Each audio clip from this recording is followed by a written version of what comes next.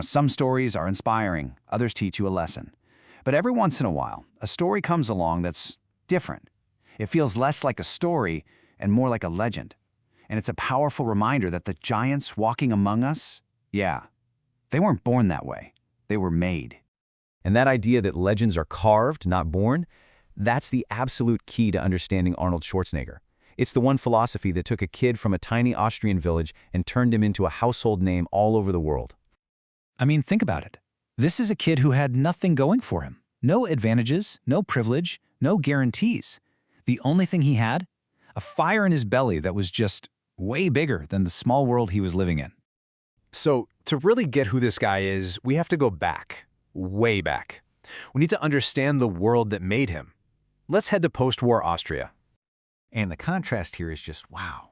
On one hand, you've got his reality, post-war Austria, poverty, a super strict home, basically zero luxuries. The future looked pretty small and already written for him.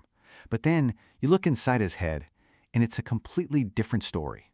There's this raw, fierce, almost unreasonable hunger for more. He wasn't just dreaming of getting out. He was planning to take over. This quote from Arnold says it all, doesn't it? We didn't have much, but we had everything we needed. Work.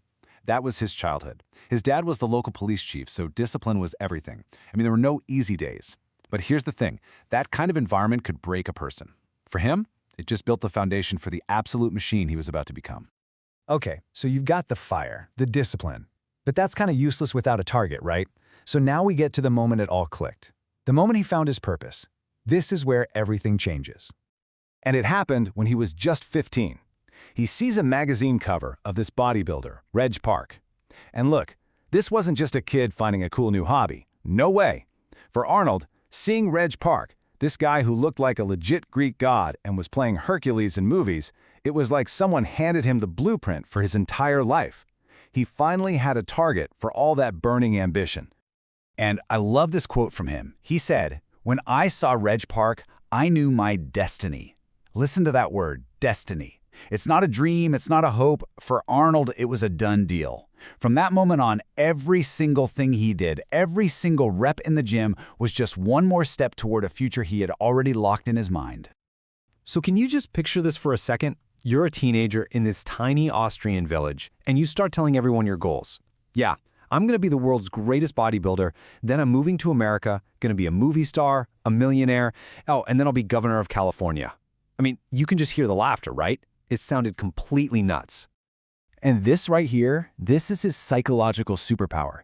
He didn't just ignore the people who doubted him. He literally used their doubt as fuel. It's like every time someone laughed or said, "No, you can't," he heard, "Oh yeah, watch me." It just poured gasoline on his fire. Okay, so check out this story. It's wild and perfectly shows his obsession. He's 18, doing his mandatory service in the Austrian army. A big competition comes up. What does he do? He goes AWOL. I'm talking breaks out of the army base, sneaks off to the competition, and wins. Then he comes back, ready for his punishment, and gets thrown in military jail for a week. But get this, his officers weren't even that mad. They were so blown away by his discipline that they actually started helping him train. All right, so this is where the story really explodes. He's got some wins, he's got the confidence, and now he sets his sights on America. And he's not just coming to visit, he's coming to conquer. And not just one world, but three: bodybuilding, Hollywood, and business. And he didn't mess around. He didn't just come here to compete. He came to absolutely dominate. We're talking about winning the Mr. Olympia, the Super Bowl of bodybuilding, a staggering 7 times. 7! He didn't just win, he changed the entire sport and became its very first global superstar. But of course, as soon as he decided to tackle Hollywood, the laughter started all over again. You can just imagine the studio executives. "You're too big. Your accent is ridiculous. You can't act.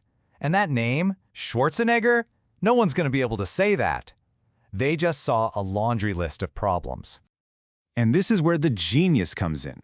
He didn't try to fix his flaws. He turned them into his greatest assets. He wasn't a good fit for Conan despite being huge. He was perfect because he was huge. That thick Austrian accent and kind of robotic delivery, it wasn't a bug. It was a feature that made the Terminator one of the most iconic characters of all time. He literally turned every single weakness into a signature strength. But here's the secret weapon, the part of the story most people totally miss. Before he ever got a huge Hollywood paycheck, Arnold was already a millionaire. How? He was smart. He took all his money from bodybuilding wins and a little construction business he started and poured it into real estate. That financial independence was everything. It meant he never had to take a crummy role just to pay the bills. He could afford to wait for the one. So, okay, amazing story. But what's the takeaway for us? How do we boil down this incredible life into something, a kind of code that we can actually use? Well, it all starts with this one big idea: rejection fuel. Think about it. For him, hearing the word no wasn't a stop sign. It was the green light to hit the gas, hard. When people doubted him, he didn't get discouraged, he got motivated. It just became another reason to outwork absolutely everyone. And he actually boiled his whole philosophy down into these 6 simple rules. Trust yourself. Break the rules. Don't be afraid to fail. Ignore the naysayers, work like hell, and give back. Now, it's easy to hear that and think, yeah, motivational poster stuff. But it's not. When you look at his life, you realize this isn't just a list of rules. It's his biography. He lived every single one of these step by step. And when he says work like hell, he is not kidding. Let's just put it in perspective. In his early days in America, his schedule was insane. He was training 5 hours a day, going to acting classes, going to English classes, and running his own bricklaying business on top of that. The amount of sheer work he was putting in is just mind-boggling. And this quote just sums it all up perfectly, right? You can't climb the ladder of success with your hands in your pockets. For him, the struggle was the whole point. Failure wasn't the end, it was just data, telling him what to do next. It's the climb itself that forges you. So, we come full circle. Let's go back to that kid in that tiny village in Austria, the one who had nothing. No money, no English, no connections, no map. The only thing he had was a vision so powerful and so clear in his mind that it was almost like he was just remembering his own future. And in the end, that's what the story is really about. It's not just about Arnold. It's a challenge. It's a question aimed directly at every single one of us. It just strips away every possible excuse. Because if a boy from a village with absolutely nothing can become a global icon, then what excuse do any of us really have?